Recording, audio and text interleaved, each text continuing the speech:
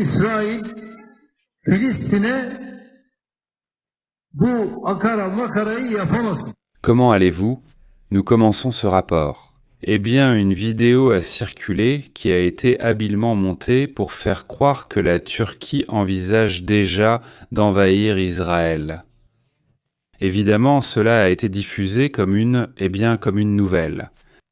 Ici, par exemple, nous voyons ce rapport du Télégraphe qui dit aujourd'hui « Le 12 avril qu'Erdogan menace d'envahir Israël ». On s'est presque fait avoir. Évidemment, on essaye toujours de tout vérifier, mais quand ça vient de plusieurs grands médias, plusieurs médias importants, même avec une vidéo, tu te dis que c'est facile, évidemment, de tomber dans le piège. Mais évidemment, quand il s'agit de sujets plus sensibles, de sujets délicats, il faut évidemment vérifier de plusieurs façons. Et il s'avère que la vidéo a été modifiée, elle a été éditée. Oui, il parle d'Israël et oui, il est très critique sur ce sujet, mais pas au point de parler d'une invasion, du moins pas annoncée. Évidemment, cela attire quand même l'attention et concerne plusieurs sujets importants. Il y a un affrontement direct depuis un certain temps entre Erdogan et Netanyahou. Selon ce que rapporte le président Recep Tayyip, Erdogan a lancé une menace directe, mais pas vraiment sur le plan militaire, sans assurer qu'il n'y a pas de raison d'intervenir. Seguro. La advertencia surge. Dans le conflit d'expansion au Moyen-Orient, il affirme que pour l'instant, en ce moment, la situation est compliquée. Il insiste sur le fait que la principale raison de la guerre n'est pas tant l'Iran ou les États-Unis, mais plutôt Israël. Dans une vidéo diffusée aujourd'hui, le 12 avril qui a provoqué une alerte internationale, il était affirmé que la Turquie était sur le point d'envahir Israël. Cependant, des vérifications que nous avons pu faire et que nous avons également constaté que d'autres médias rapportent aussi d'autres vidéos, ils ont déjà publié la vidéo complète, la vidéo longue, et en fait, il n'a pas lancé d'avertissement. Oui, dans le discours original d'Erdogan ne contenait aucune menace militaire, mais plutôt des critiques et des attaques, disons, concernant ce qui se passe surtout au Liban. Ce qui est aussi vrai, c'est que en ce moment, comme vous nous l'avez toujours dit ici, dans les guerres, la première chose qui meurt, c'est la vérité, n'est-ce pas? Et cela aussi, il faut en tenir compte en ces temps-ci. Parallèlement, la Turquie a effectivement intensifié sa rhétorique envers Benjamin Netanyahou, le qualifiant de Hitler de notre époque et d'autres choses qu'elle lui a dites. Disons qu'il y a bel et bien un affrontement, et ce n'est pas nouveau, cela dure déjà depuis un certain temps. Recep Tayyip Erdogan a utilisé à plusieurs reprises des mots comme maniaque, psychopathe, vampire. Eh bien, il lui a tout dit. Le parquet turc a engagé des poursuites contre 35 responsables israéliens, y compris Benyamin Netanyahou lui-même, pour crimes contre l'humanité. Autrement dit, il y a un affrontement politique fort et intense depuis un certain temps, mais de là à dire qu'un pays de l'OTAN va envahir Israël, ce sont des paroles très graves, évidemment. Et bon, ce qui est sûr, c'est que c'est un conflit verbal qui dure depuis un certain temps et qui est devenu de plus en plus intense depuis un moment déjà. Est-ce que cela va mener à un conflit futur? Peut-être que oui, c'est possible. N'oublions pas non plus qu'Erdogan est en passe de devenir dictateur, et pour beaucoup, il l'est déjà. ¿Verdad? Il est difficile pour l'OTAN d'accepter cette réalité parce qu'au final, Erdogan est un membre important de l'OTAN qui permet d'avoir une zone géographiquement très importante. De plus, ils ont une grande armée.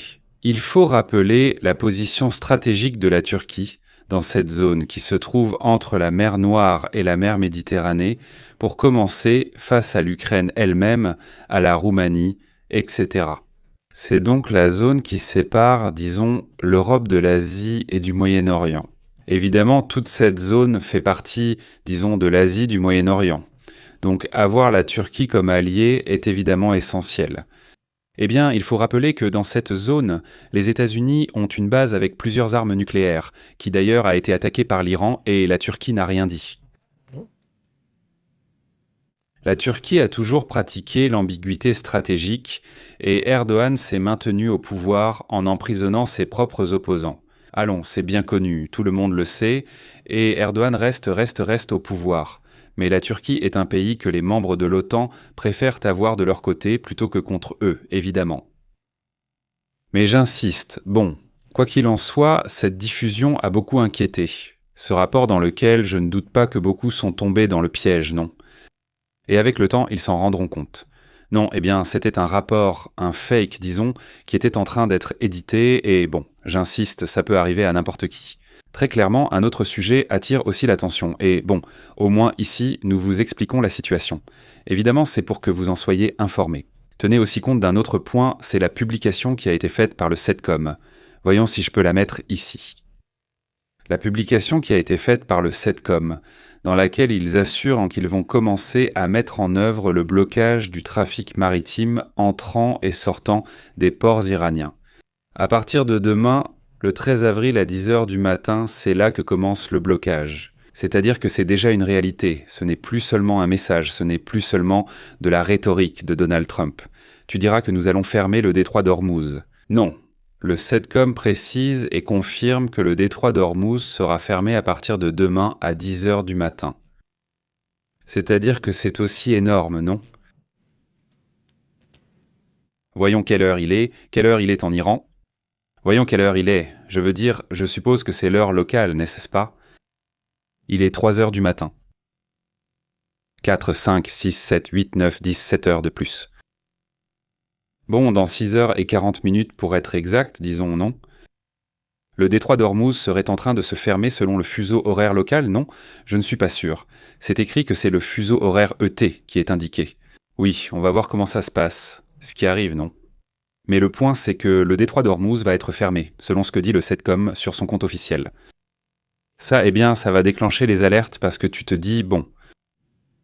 Et Là, tout de suite, et ça, on va en parler plus tard dans la soirée. Pour prendre un peu d'avance sur ce dont on va parler, on va en discuter. En ce moment, on dit que Donald Trump a déjà sur sa table quels seront les prochains objectifs militaires en Iran. Ça veut dire que les attaques vont continuer. Les opérations militaires vont se poursuivre. Le cessez-le-feu va se terminer dans quelques heures, selon ces informations. En même temps, le prix du pétrole augmente. Nous avons vu qu'il était à 102 $, il est déjà à 100. 3 $ pour le Brent et à 105 $ pour le WTI, le Texas, le WTI Texas, le pétrole, qui est aussi à 105 $. Bon, le pétrole augmente toujours. Il n'y a aucun doute, évidemment non. Sinon le pétrole n'aurait pas baissé à cause de l'accord, du potentiel accord. C'est très clair. Tout à l'heure, nous allons aussi parler de ce qui se passe en Israël, parce qu'il y a plusieurs sujets importants dans ce conflit qui prennent de l'ampleur, mais je voulais vous expliquer et clarifier cela rapidement. Je ne vais pas m'attarder car une émission plus longue suivra, mais juste 2 ou 3 points. Ce que je viens de dire, n'est-ce pas? Cette situation, évidemment, il était très important que, du moins de notre côté, on ne continue pas à diffuser quelque chose qui n'est pas vrai. Beaucoup croiront sûrement à l'histoire, et pourquoi pas? Je comprends. Parfois, tu vois ou entends le télégraphe, je ne sais quoi. De nombreux médias sérieux en parlent désormais, et ils commencent déjà à le retirer. Plusieurs des médias qui se sont rendus compte que c'était un fake ont déjà commencé à retirer le reportage. Eh bien, ça leur a échappé. J'insiste, ça peut arriver à n'importe qui. Ça a failli aussi nous échapper à nous également. C'est-à-dire, évidemment, c'est énorme, parce qu'au final, c'est constant. Il n'y a pas seulement la guerre de l'information, il y a aussi celle de la désinformation. D'ailleurs, on va vous montrer pourquoi, c'est ici dans The Telegraph. Permettez-moi. C'est encore là. Laissez-moi vérifier, je vais actualiser la page pour voir si l'article est toujours là ou s'ils l'ont retiré. Non, il est toujours là. En tout cas, il est encore là. Ils vont sûrement l'enlever tout à l'heure. Mais bon, ça fait aussi partie de ce qui se passe dans le monde. C'est logique qu'il y ait ce genre de tiraillement. Et peut-être que... Eh bien, ce qui peut arriver, c'est que la question turque prenne de l'ampleur. Je parle d'autres sujets avant de passer à d'autres sujets également importants.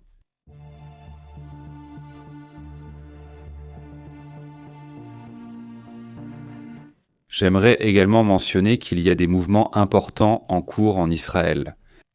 Nous en parlerons bientôt, surtout pour la partie militaire. Mais pour l'instant, je dirais que Netanyahou aurait nommé Roman Goffman comme son secrétaire militaire, en tant que nouveau chef du Mossad. Eh bien, celui que nous voyons là, le général de division israélien, il prendra ses fonctions à partir de juin. Évidemment, ce n'est pas un sujet facile. Donc il va s'écouler quelques mois avant qu'il ne prenne ses fonctions en tant que chef ou comme le nouveau chef du Mossad. Le Premier ministre israélien l'a officialisé aujourd'hui, dimanche d'ailleurs. Chose curieuse, la nomination de ce général de division, Roman Goffman, comme prochain directeur du Mossad, poste qu'il occupera seulement à l'été, précisément en juin, le 2 juin, c'est aussi important de le mentionner. Ce sont des mouvements qui étaient attendus au final, mais maintenant ils sont annoncés, ils sont officiels. Au fait, dans toute cette affaire, laissez-moi vous raconter encore 2 ou 3 choses avant que nous passions à d'autres sujets. Ça commence déjà à apparaître dans les médias, ce dont je vous parle concernant les prix du pétrole, parce que tout le monde attendait cela, mais les réactions commencent déjà à arriver. On commence à voir les réactions. Eh bien, l'accord raté fait monter les prix au-dessus de 100 $, disent-ils, à propos des prix du pétrole. Ils s'envolent à nouveau au-dessus des 100 $, tandis que la marine des États-Unis assure qu'elle va bloquer le port d'Iran après l'échec des pourparlers de paix. Cela impliquerait beaucoup de risques.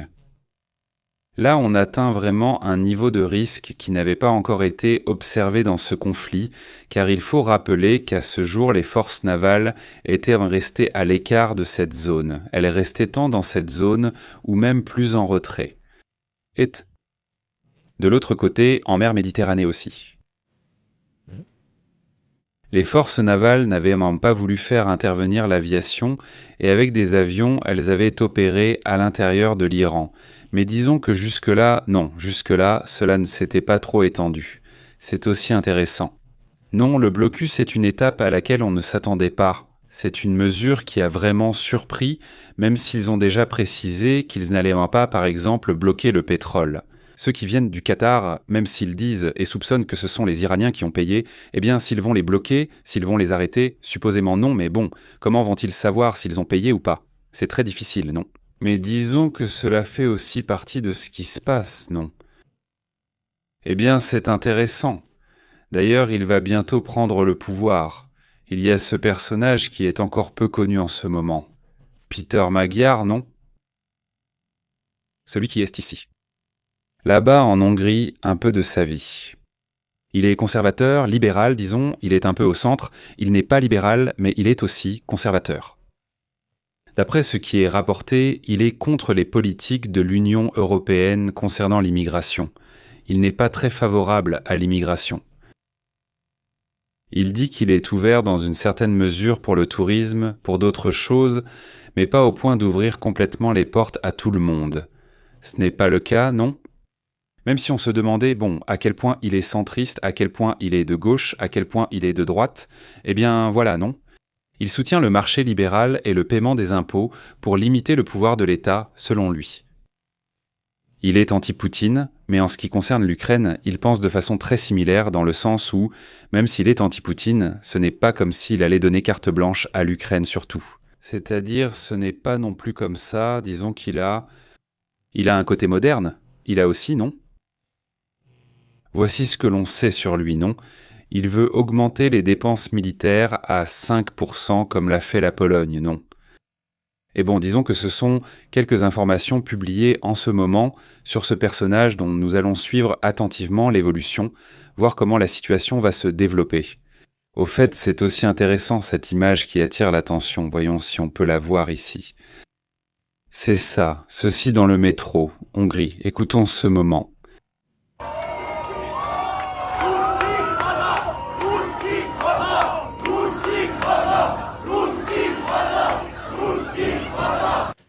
Russes, rentrez chez vous, c'est ce qu'on lui dit à ce moment-là.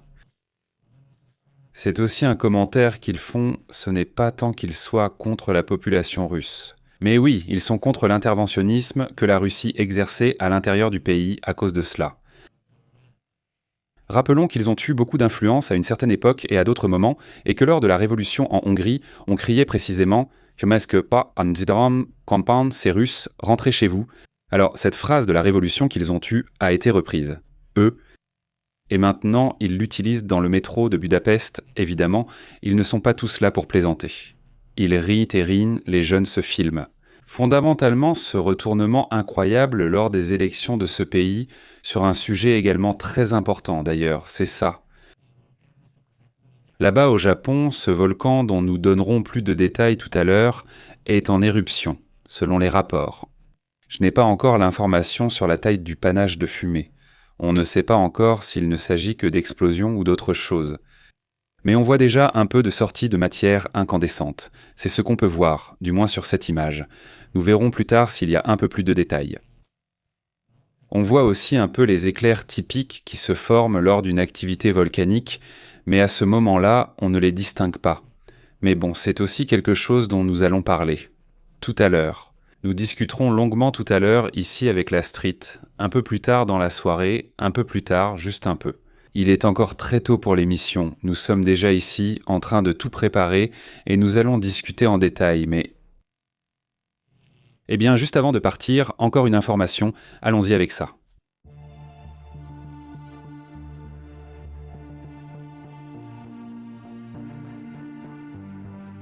En ce moment, il y a un sujet concernant Cuba. Cuba réactive les centrales électriques flottantes exploitées par une entreprise turque, un sujet qui attire l'attention. Un navire générateur d'énergie flottant exploité par la compagnie turque, car Powership était revenu à Cuba pour soutenir le système électrique de l'île. Voici les nouvelles, il reste à voir, oui, il reste. Un approvisionnement au milieu de cette longue crise énergétique. Eh bien, ce navire, à partir de demain, il me semble que c'est à partir de demain lundi. A-t-il été ou sera-t-il réintégré au réseau électrique ? Selon leur dire, j'ignore si cela a eu lieu lundi dernier. Mais ils affirment ces jours-ci que la situation électrique s'est un peu améliorée. C'était ce qu'on nous a dit et ce que j'ai vu dans les rapports, mais j'aimerais savoir ce que disent Roble et la communauté qui vit à Cuba qui nous regarde. Espérons qu'il y ait plus de stabilité à ce niveau. Le problème est énorme. Ils assurent que le 31 mars, quand le navire Anatoly Clean est arrivé, ce navire russe qui transportait 100 000 barils ou je ne sais combien de la Russie vers Cuba. Mais bon, on montre maintenant ce navire électrique, une sorte de navire turc qui produit de l'électricité directement depuis le navire. C'est très étrange et intéressant, mais ils cherchent des solutions alternatives à ces situations, donc ils finiront par y arriver. Ils ont reçu 700 000 barils soi-disant avec le pétrolier, c'est une quantité impressionnante, mais évidemment le besoin est très grand, pour les Cubains. Et j'espère que bientôt il y aura un changement dans ce sens. Non, il est déjà temps qu'il y ait des changements sur cette île qui refuse de changer, du moins le régime refuse de changer. Abordons d'autres sujets importants et passons aux commentaires.